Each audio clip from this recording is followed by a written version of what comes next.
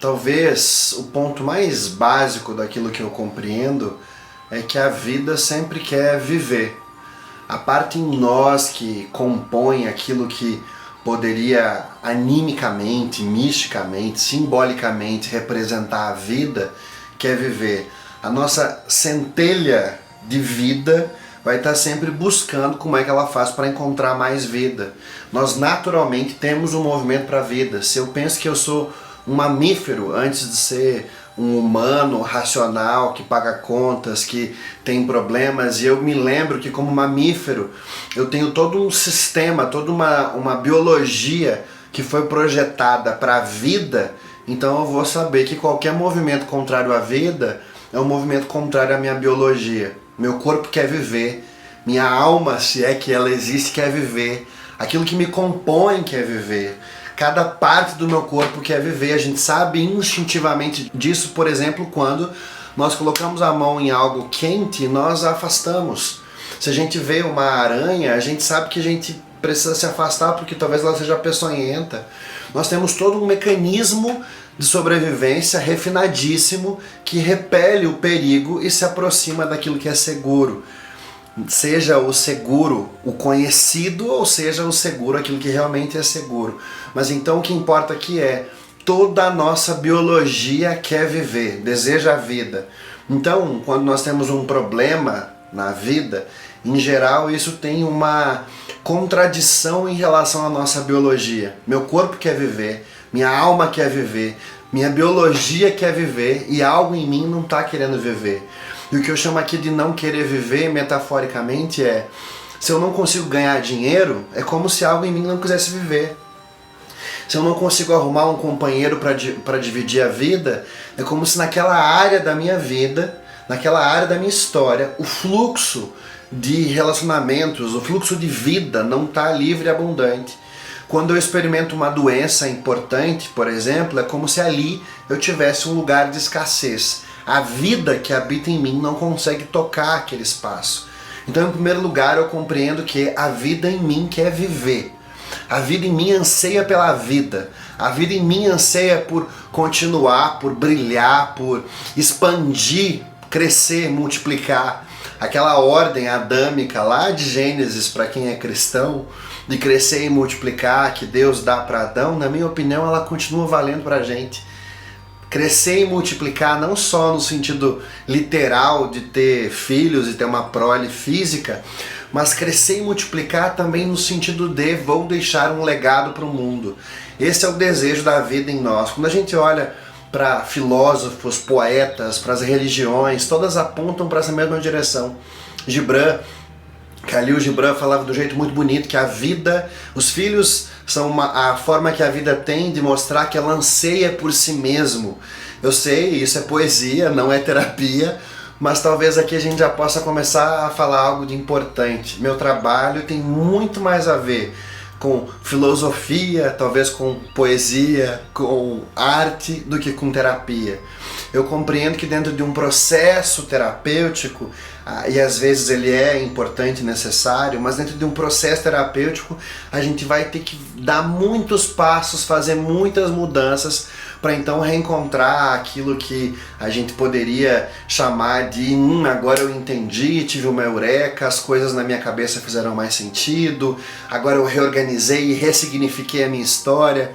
Isso faz sentido para um processo terapêutico, não é a minha proposta.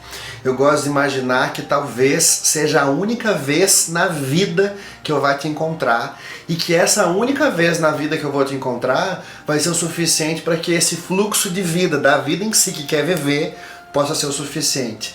Então, para que isso seja possível, lembrando que a vida em si quer viver, eu não trabalho de um jeito terapêutico, eu trabalho de um jeito muito mais filosófico e talvez poético, talvez artístico. Eu compreendo muito mais que nós precisamos de novas compreensões e de questões muito simples em relação àquilo que diz respeito aos bloqueios da nossa história para que a gente possa retornar para esse fluxo natural de vida.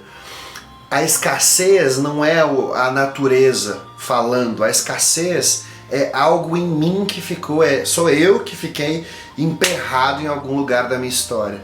E aí daqui a gente pode partir para alguns lugares. O primeiro lugar é quando nós buscamos uma solução e estamos desesperados diante de um problema, nós acreditamos muitas vezes que a nossa solução depende de 1 milhão de coisas a serem resolvidas para que então eu possa voltar a caminhar. Em geral, quando a gente sente que está vivendo o caos na nossa vida, a gente não quer uma solução simples, a gente quer uma solução complexa, que envolva algum tipo de sacrifício, que seja difícil, trabalhosa, custosa. Eu lembro que lá atrás, quando eu comecei a trabalhar com o que eu faço hoje, 10 anos atrás, quando eu comecei a trabalhar com terapia breve, antes eu já trabalhava com terapia, há 6 anos, mas era terapia mais continuada. Quando eu fiz essa transição de terapia pontual para breve, algo que eu ouvia com muita frequência dos clientes era: mas uma sessão é o suficiente? O meu problema não tem como resolver em uma sessão. Como é que faz para resolver o meu problema que ele não dá para resolver numa vez só?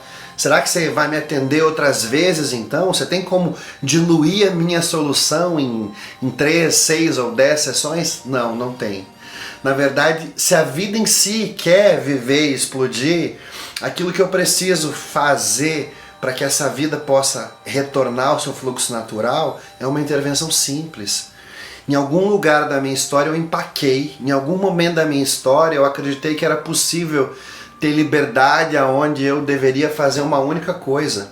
Em algum momento da minha história eu me magoei com alguém de tal forma que eu decidi colocar essa pessoa para fora do meu coração, da minha alma, da minha vida, fingir que ela morreu, e agora tudo que acontece na minha história gira em torno daquele ponto central. Mesmo que aparentemente o que eu viva nesse momento presente seja escassez financeira, problema conjugal, problema com a minha família de origem, saúde, mesmo que eu olhe para a minha vida e eu vejo caos, trabalhando com terapia breve desde 2012, eu posso te afirmar que sempre tem a ver com uma questão central. Uma questão central. O Bert tinha um jeito muito bonito de dizer isso, eu gosto muito de usar o jeito dele. Ele dizia que os problemas, assim como os raios de uma roda, convergem sempre em um mesmo círculo. É mais ou menos assim: eu tenho um casamento ruim, suponhamos que eu estou querendo separar já há algum tempo, e então eu não tenho coragem para assumir que a minha questão central é um divórcio. Ou então nós temos negócios juntos, ou temos crianças pequenas, ou crianças grandes, ou então tem a sociedade, ou então a nossa imagem como casal é vendida para o mundo e nós gostamos, eu gosto disso. Eu ainda tenho alguns bons motivos para continuar sustentando esse casamento. Porém, lá no íntimo eu o sinto como insustentável. Lá no meu íntimo, a minha sensação é de que eu não dou mais conta de continuar dentro dessa relação. O que vai acontecer inevitavelmente, já que eu não tenho força para agir em relação àquele ponto central que eu deveria estar me movendo, não raro o que acontece é que várias outras áreas da minha vida começam a ser minadas. Então eu paro de ganhar dinheiro para ver se a pessoa vai embora, eu adoeço para ver se a pessoa vai embora, eu começo a ficar infeliz para ver se a pessoa vai embora, eu infernizo a vida dela para ver se ela vai embora, eu começo a pôr fogo no circo porque tem um ratinho solto. Ao invés de pegar, ir lá e tirar o ratinho, eu boto fogo no circo. Então, o primeiro parâmetro, talvez, se é que é o primeiro, acho que é o segundo. O primeiro parâmetro é a vida que é viver. O segundo parâmetro que eu tenho em máxima no meu trabalho é: você não tem 152 questões para resolver, você tem uma. Só que essa uma questão, se você procrastina, se já faz anos que você não tomou nenhum tipo de movimento em relação a ela, ela tomou proporções maiores do que ela era inicialmente. Se, por exemplo, você tinha 8, 10 ou 12 anos e tua mãe morreu e você não completou o luto por ela, não chorou adequadamente, não sentiu a dor que envolvia ter que se despedir dela tão precocemente e tentou seguir a vida sem completar essa história com a tua mãe, você não vai ter encontrado ainda o teu caminho profissional, não vai estar tendo sucesso financeiro, não vai se sentir adequado na tua profissão e talvez até não tenha um cônjuge, ou não consiga engravidar, ou não consiga arrumar um emprego que te faça feliz, qualquer coisa parecida. Então, não importa que na tua vida hoje exista um caos gigantesco, a premissa, e eu posso te afirmar, trabalhando desde 2012 desse jeito, que a minha premissa mais básica depois de a vida quer viver é, já que a vida quer viver, a vida foi impedida de fluir em um momento da minha história. Às vezes sim, tem 2, 3, mas eu sempre tenho um central e esse um é mais urgente. Todo o meu trabalho consiste essencialmente em te ajudar a encontrar qual foi esse ponto central da tua história onde a vida parou de fluir.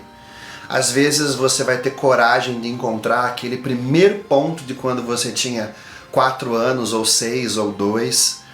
Aquele ponto lá de trás, onde você tomou uma decisão, por exemplo, de que viveria sem o amor da mãe, ou que se zangou com o pai porque ele era alcoolista e acreditou que ele não merecia ser amado, ou então passou por uma experiência de abuso sexual e sentiu culpa, vergonha e separou-se de si mesmo a partir dessa experiência traumática. Então talvez você tenha coragem de já chegar nesse ponto, e eu vou adorar se você tiver essa coragem. Eu posso te garantir que quanto mais intenso e mais sincero, mais desprovido de moral e vergonha você vir para nossa sessão, mais o meu coração vai ficar aquecido e mais eu vou sentir que valeu a pena o nosso tempo juntos. Eu amo o que eu faço, amo o trabalho que eu desempenho, amo atender, para mim é uma alegria sempre atender.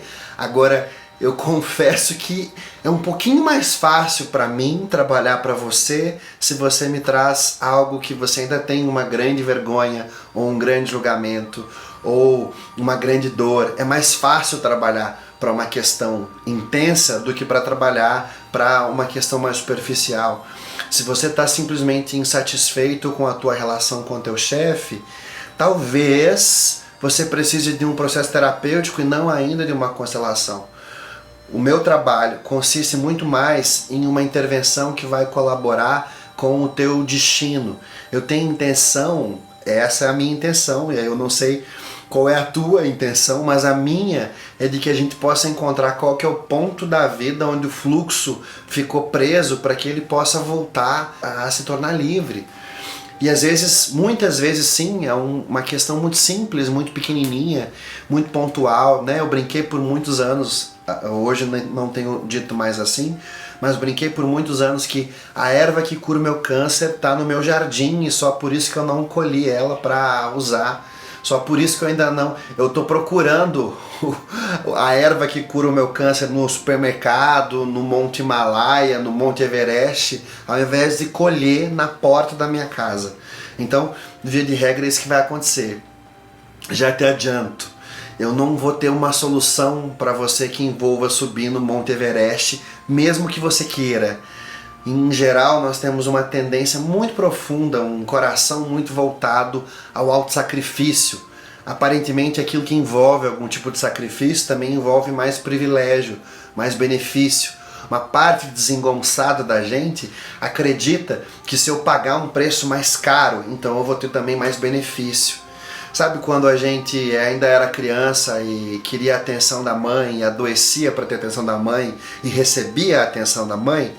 Uma parte nossa ainda não cresceu, nem minha e nem tua. E essa parte que não cresceu ainda acha que adoecendo vai receber algum tipo de recompensa. Às vezes nós até mostramos esse lugar de autossacrifício no nosso coração quando falamos, por exemplo, que eu estou sofrendo, mas Deus vai me recompensar. O momento está difícil, mas a luta está difícil, a tempestade está terrível, mas eu sei que logo depois da tempestade Deus vai mandar a bonança. É lindo que tenhamos esperança, mas se a gente reparar com cuidado, essa fala na maior parte das vezes mostra que eu estou dizendo que porque eu me sacrifiquei, porque eu sofri, porque doeu, porque eu lutei, então Deus vai me recompensar, a vida vai me recompensar, o universo guarda aquilo de bom que há para mim. E aí o que eu quero te dizer é, não! Se eu estou sofrendo, se eu estou lutando, se as coisas estão difíceis, não tem uma recompensa depois. Porque o sofrimento tem um processo educativo e não um processo compensatório. que eu quero dizer com isso é, se eu tô sofrendo na vida, lutando na vida, se a vida tá difícil, eu tô no meio de uma tempestade, não quer dizer com isso que logo depois Deus vai me trazer uma recompensa. Não, não tem uma compensação. Eu não tô barganhando com a vida enquanto eu sofro. Já que não tem uma compensação, o sofrimento, a luta, a dor tem um processo educativo. Tem um processo onde esse sofrimento em si contém alguma lição que eu preciso aprender, algo que eu estou excluindo. E aí aqui eu posso dizer o terceiro grande ponto do meu trabalho. Na minha opinião, percepção, experiência, naquilo que eu compreendo que diz respeito à ajuda, nós sempre vamos precisar essencialmente nos reconciliar com três coisas, e aqui eu posso ainda repetir. Reconciliação com a nossa história, a reconciliação com a vida como um todo é a chave para que esse fluxo possa voltar a fluir. Se eu estou vivendo um sofrimento, uma dor, uma luta, então quer dizer que eu estou em luta com algo dentro da minha alma, dentro da minha história. O sofrimento que eu vivo hoje, a dor, o cansaço, a exaustão, a falta de energia, a falta de dinheiro, quer dizer que dentro da minha alma, dentro do meu coração, eu estou brigando com algo. Eu posso estar brigando com três coisas essencialmente, e é isso que faz faltar energia aqui para o presente. E quando eu digo energia, não é no sentido místico não, é num sentido biológico, é num sentido literal. Pensa comigo, se eu, por exemplo, ainda estou em guerra com uma parte da minha história, eu olho para um relacionamento que eu tive há 15 anos atrás e ainda acho que eu fui traído, burro e que eu merecia ser punido por isso. Então, dentro do meu coração, eu estou lutando contra mim mesmo, contra esse pedaço de mim. Quer dizer que essa energia física que eu estou usando dentro do meu coração para lutar contra esse pedaço de mim, vai faltar para eu ganhar dinheiro, para eu ser feliz, para eu encontrar um novo parceiro ou para eu ter saúde. Quer dizer então que tudo aquilo que está se movendo hoje no meu presente com escassez, essencialmente tem a ver com um ponto da minha história que eu permaneço em guerra. E aí aqui eu poderia classificar esse ponto da minha história que eu permaneço em guerra de três formas. Ou permaneço em guerra comigo mesmo, quer dizer, tô zangado por ter sido burro num relacionamento anterior, ou por ter perdido dinheiro, ou por ter cometido algum fracasso, ou por ter feito um aborto, ou por ter dado um filho para adoção, ou por ter passado por um abuso sexual e eu ainda acredito que a culpa foi minha, ou de alguma forma eu ainda olho para mim no passado e me reprovo. Então eu estou em guerra com isso. A segunda coisa que eu posso estar em guerra é com os meus pais. Eu posso estar lutando bravamente dentro do meu coração contra quem os meus pais são. E essa luta não é só uma luta declarada quando eu digo eu odeio meu pai. Às vezes ela é velada quando, por exemplo, eu olho para os meus pais e acredito que eles precisariam de algo que eles não precisam, que eu tenho dever com eles que eu não tenho. Quando eu olho para os meus pais e ainda tenho pena da minha mãe, por exemplo, por ter vivido uma vida difícil, ou então ainda acho que o meu pai deveria ser um homem melhor para minha mãe e cuidar melhor dela do que ele está fazendo. Quando eu ainda estou tentando olhar para o futuro e tentar encontrar o sucesso para voltar lá e dar esse sucesso, dar dinheiro para os meus pais, eu sei que esse fluxo de vida não está mais livre. Eu estou em luta, eu estou em guerra. Não só declaradamente, mas agora é uma guerra contra quem os meus pais são. Ou a vida que os meus pais construíram. Ou o casamento que os meus pais construíram. Ou a força do destino que uniu os meus pais e fez com que eu estivesse aqui. Quer dizer então que se eu estou em guerra com qualquer desses aspectos em relação aos meus pais, vai faltar energia vital para que eu manifeste aqui no presente agora. E aí esse terceiro ponto tem 3 pontos, mas eles são a mesma coisa no fundo. Eu posso estar em guerra com a vida em si. Eu posso estar em guerra, por exemplo, por acreditar que eu não merecia estar vivo, que eu não merecia as coisas boas que eu tenho, ou então que eu não merecia ter uma vida feliz, ou que a vida que eu tenho é melhor do que a vida que eu lutei para ter, ou então o oposto. Eu estou em guerra com a vida porque eu acredito que eu merecia mais coisa do que eu tenho. Eu estou em guerra com a vida porque eu acredito que ela foi injusta comigo. Em guerra com a vida porque eu comparo a vida que eu tenho com a vida que o meu coleguinha tem. E eu ainda acho que o coleguinha fez menos por merecer e eu merecia ter mais. Então eu estou em guerra com a vida. Eu posso estar em guerra com a morte quando, por exemplo, eu me chateei profunda e intensamente por alguém precioso para mim ter morrido. Eu posso estar em guerra com a morte quando eu me zanguei por não ter podido salvar a minha mãe ou curar um câncer da minha avó ou do meu pai, ou não ter ajudado meu pai a parar de beber, ou não ter tido a chance de me despedir dignamente de um de meus pais, ou de meus avós, ou de um irmão. Ou então quando me envolvi em algum tipo de acidente e a culpa de sobrevivente ainda afoga o meu coração, né? Porque um carro onde eu estava, todos morreram exceto eu. Nesse cenário, então, eu estou em guerra com a morte. Eu também posso estar em guerra com a morte quando eu sou acometido por uma doença grave e ao invés de me sentar e aprender com ela, pode ser um câncer, pode ser qualquer doença grave, ela tem os seus aprendizados que vão ser trazidos para nós. Toda doença tem uma função didática na minha vida. Então, quando uma doença grave ou uma doença não tão grave chega, tem lições que precisam ser aprendidas e que ela só vai poder ir embora em paz depois que ela deixar os seus presentes, as suas lições. Eu posso estar em guerra com a morte quando uma doença chega e eu me zango com a doença, ou eu me zango comigo por ter ficado doente. Ou então eu entro naquela falácia, e eu sei, talvez você diga isso, e tá tudo bem, eu vou adorar te ajudar a encontrar um lugar de amor para isso que está acontecendo na tua história hoje, porque é assim que a gente resolve as coisas. Mas talvez você tenha câncer, por exemplo, e esteja lutando contra o câncer. E aí nessa luta contra o câncer falta energia para viver. Nessa luta contra o diabetes falta energia para viver. Nessa luta contra a asma, eu não sei. Nessa luta por qualquer que seja a condição de saúde que me acomete, falta impulso, fôlego de vida para que eu possa construir aqui na frente. E também eu estou lutando contra algo que tem uma função didática na minha vida.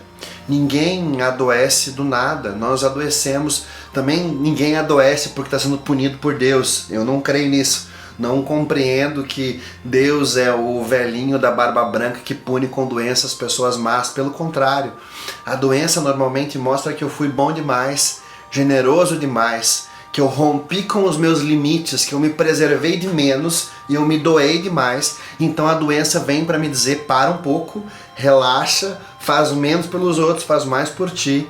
Então a doença aqui tem um propósito altamente didático. É um grande professor, é um grande mestre.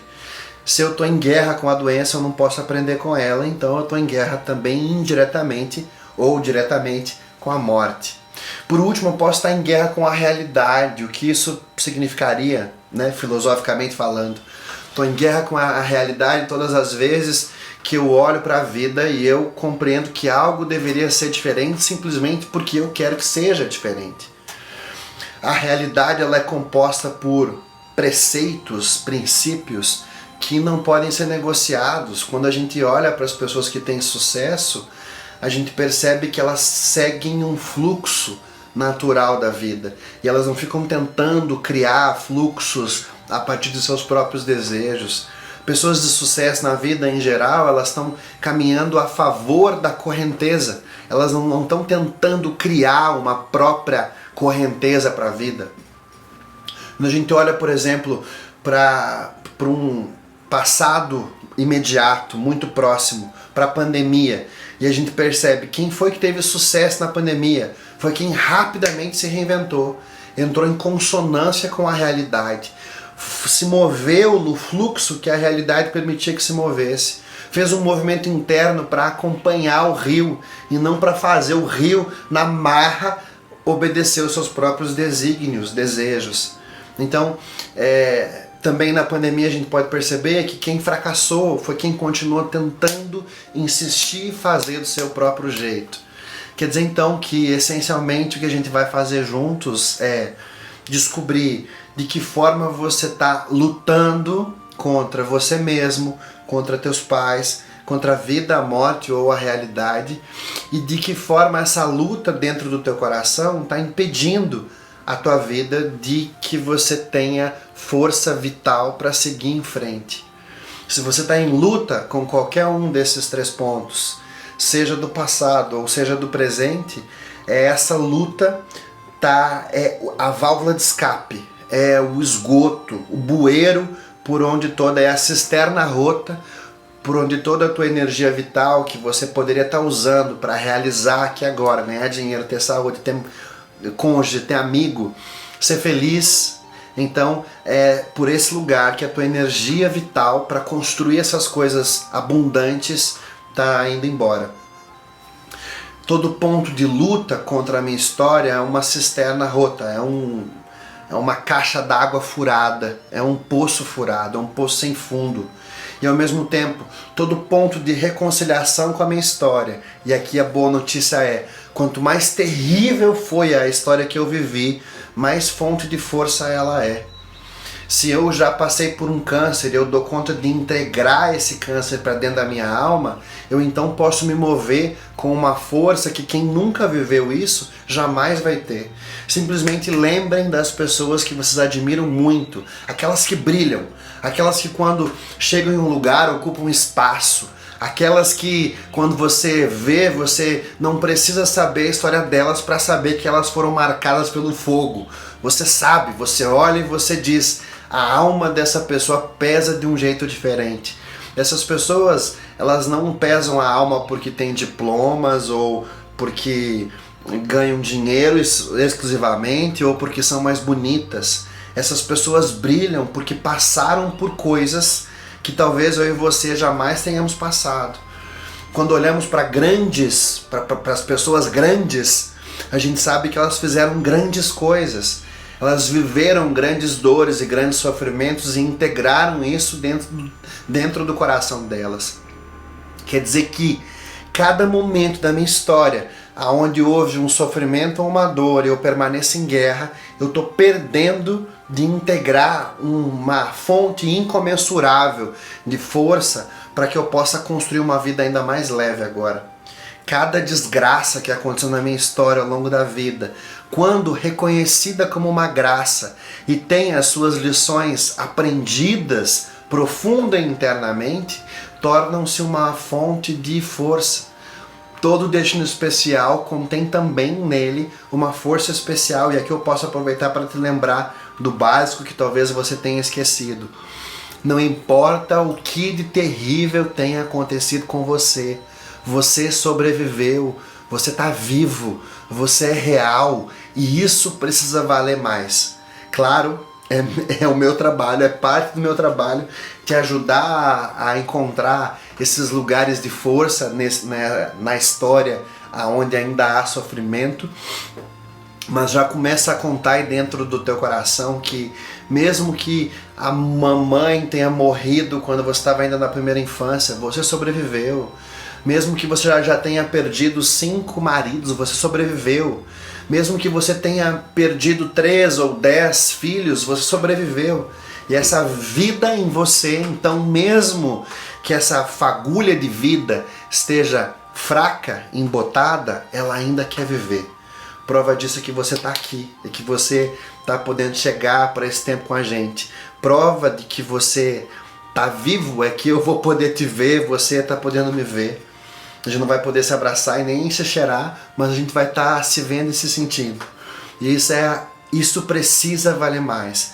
Enquanto isso não vale mais, não há esperança de solução para nós. Então, em primeiro lugar, a vida quer viver, a vida quer muito viver. A vida sempre vai ter um ponto de reconciliação. Aquilo que faz com que eu embote a minha força vital tem a ver com um movimento a existência de um movimento de guerra no meu coração. Eu estou brigando com algo da minha história, dos meus pais, de mim mesmo, do destino, da vida, da morte, da realidade. Também A partir disso tudo eu posso te dizer que 100% de responsabilidade é o mínimo que eu espero para que a gente possa ter algum tipo de solução. Não me interessa tanto o que os outros fizeram com você. Me interessa o que é que você está fazendo com o que os outros fizeram contigo e o que é que você está fazendo com você mesmo. Se eu trabalhar para você, permitindo que você ou eu acreditemos que o problema é o teu marido, então eu não vou poder te ajudar, porque então o teu marido teria que ter vindo para a sessão e não você. Se eu concordar contigo que o problema é alguém que não está presente, a solução então também vai para as mãos dessa pessoa que não está presente. Se o problema da tua vida é a tua mãe ser narcisista, então quem deveria estar aqui é a tua mãe. Uma vez que é você quem está aqui, eu só posso fazer uma coisa para te ajudar. Qual é a postura dentro do teu coração que precisa mudar para que algo também na mãe mude, no pai mude, no marido mude, no chefe mude? Quer dizer então que nós só temos uma pessoa que precisa mudar durante o nosso tempo juntos: você. Não importa que o teu marido seja terrível, talvez ele seja, e é então o que eu vou te propor, talvez seja a separação. Agora, acreditar que juntos a gente vai poder fazer algo como se eu precisasse te inocentar pelo mal que te fizeram, ou então concordar com você que o problema da tua história é a tua mãe ser narcisista ou teu pai ser ausente, não vai te trazer força. Pelo contrário, vai te tirar todo o poder de solução. Vai entregar para as mãos de pessoas que provavelmente não querem ajuda, não estão aqui, às vezes você nem mais tem contato, talvez tenham morrido, ou tenham ido para longe, casados, seguido a própria vida. Nas mãos dessas pessoas não pode estar a solução da tua vida. Para que eu te ajude então, eu preciso partir da premissa que 100% de responsabilidade é o mínimo para que a gente possa fazer um bom trabalho. Não tem mais do que 100%, sim, eu sei, eu sou bom de matemática, mas só filosoficamente falando. O mínimo para que eu possa te ajudar é que você saiba que toda a solução da tua história depende de você. Não estou dizendo com isso que você é culpado por tudo o que te aconteceu. Não, não é a mesma coisa. Mas que você tem um poder de solução sobre tudo o que te aconteceu. Talvez você tenha passado por um abuso sexual quando era criança, e não, isso não é tua culpa.